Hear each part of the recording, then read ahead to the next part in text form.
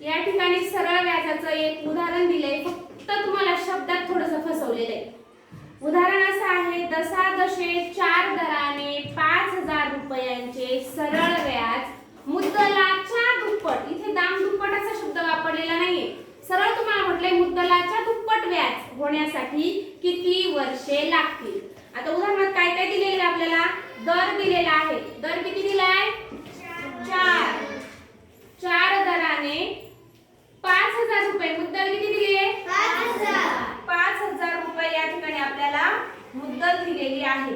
मग आपल्याला त्यांनी मुदत काढायची, किती वर्षे लागतील, म्हणजे आपल्याला या ठिकाणी मुदत काढायची आहे.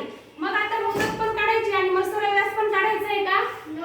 आपल्याला उदाहरणामध्ये शब्द वापरलाय सरळ व्याज हे मुद्दलाच्या दुप्पट होण्यासाठी. मग मुद्दल किती आहे, 5,000. मग त्याचे दुप्पट किती, 10,000. म्हणजे सरळ व्याज किती हे लागणार आपल्याला या ठिकाणी, 10,000 रुपये. आलं लक्षात? आता सूत्र काय सांगतं, सरळ व्याज बरोबर म गुणिले द गुणिले क भागिले 100. चला सूत्रात किमती टाकूया. सरळ व्याज किती सांगितलं, 10,000 घ्यायचंय. पुढे मुद्दल किती आहे, 5,000. दर 4 आहे आणि आपल्याला या ठिकाणी कालावधी काढायचा आहे, क ची किंमत काढायची. आता क ची किंमत काढायची म्हटल्यानंतर या सगळ्या गोष्टींची आपल्याला अडचण होते, त्या सगळ्या आपल्याला काय करायच्या आहे, या बाजूला आणायच्या आहेत, व्याजाच्या बाजूला आणायच्या आहेत. इथे 10,000 रुपये तसेच आहेत. आपल्याला या ठिकाणी 100 भागिले आहे, इकडे येऊन काय होणार, तो गुणिले होणार.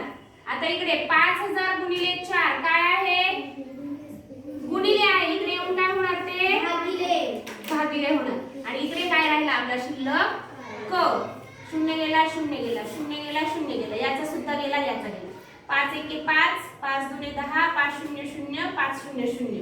4 ने भाग देऊया, 4 एके 4, 4 पंचे 20. शून्य. किती आला कालावधी, 50 वर्षे. 50 वर्षे इतका कालावधी लागणार आहे 5,000